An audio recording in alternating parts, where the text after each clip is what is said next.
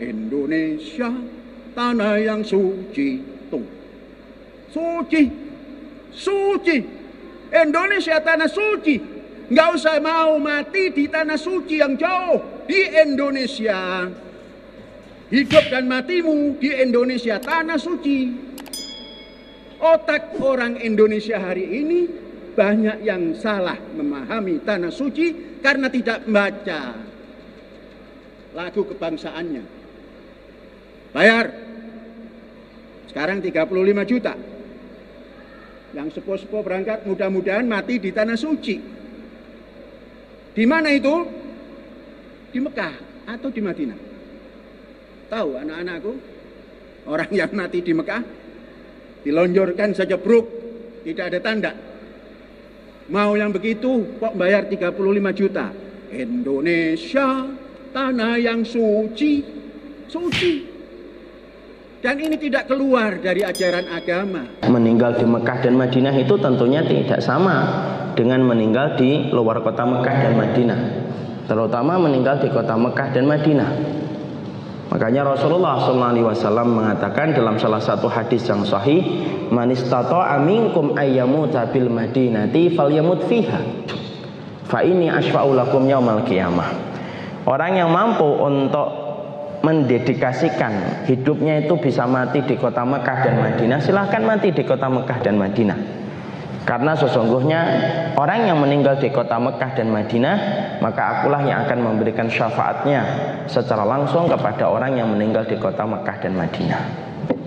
Makanya Masya Allah, orang yang meninggal ketika haji, ketika umrah, kalau perjalanan haji dan umrah mereka itu ikhlas karena mencari wajahnya Allah, meninggalnya di Mekah dan Madinah, maka mereka mendapatkan syafaat dari kota Mekah dan Madinah yang menjadi tempat tinggal mereka setelah mereka meninggal dunia. Dan tempat yang terbaik di dalam kubur itu salah satunya adalah meninggalnya di atas kota Mekah dan di atas kota Madinah. Makanya kita jumpai Sa'ad bin Abi Waqqas. Sa'ad bin Abi Waqqas radhiyallahu anhu, salah satu sahabat besar, itu beliau berpesan supaya kalau dia mati dia dibawa menuju ke Al-Baqi. Padahal saat itu beliau meninggalnya di Al-Aqniq, di luar kota Madinah. Beliau meminta, berwasiat kepada ahli warisnya, tolong bawa saya ke Baqi. Sa'ad bin Abi Waqqas ini sahabat di antara 10 sahabat yang dijamin surga. Kenapa beliau berwasiat kepada keluarganya supaya jenazahnya itu dibawa dari Al-Aqiq menuju kepada Al-Baqi? Karena beliau ingin meninggalnya itu di kota Madinah. Karena beliau tahu keberkahan kota Madinah yang begitu besar, sampai beliau ingin tidak dikuburkan kecuali di kota Madinah.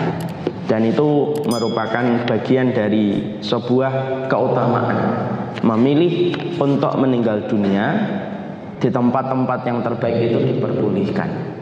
Makanya kita berdoa kalau mau umrah supaya kita meninggalnya di Mekah dan Madinah.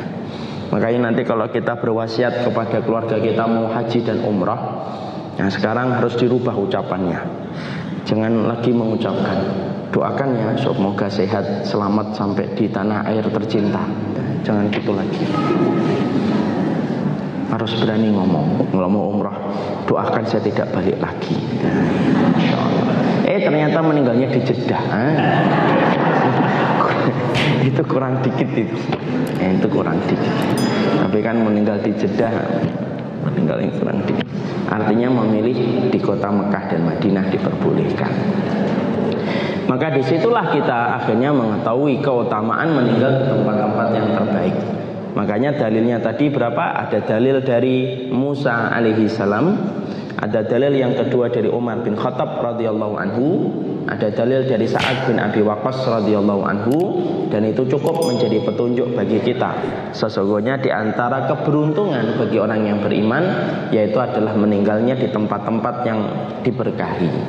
Makanya kita boleh untuk meminta supaya dimatikan pada tempat-tempat tersebut.